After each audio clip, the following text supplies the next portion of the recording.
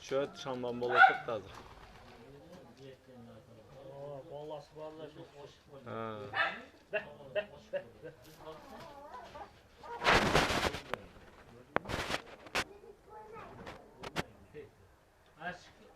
Kızlarken gidelim ya. Aktan yaş çıkarar mı? Şimdi ol kot.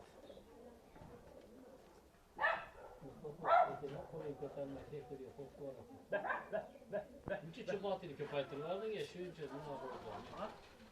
Çubuğatıların iki köpektirlerdi. O şey yaptı da o Ahmet Çubat'ı. Hareketli klip gezdeydi. Sevgi tabir olmaz da. Hazırlat içine taptaza kılıp anak koyamanda. Çocuğa taptırırdım yapmalı işte çocuğasını. Şimdi ayttın endi alina bu tazalar koyamanda.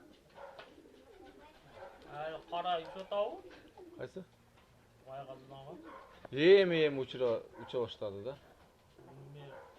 Qanchaga oldi? 400 so'mga oldi.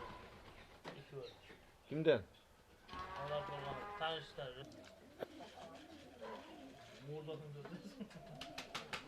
Bana bak çıkmalar. Anan ne oldu şu kara? Erkege oşo, mendeki oşo erkege oşo? Urgaçısı başka.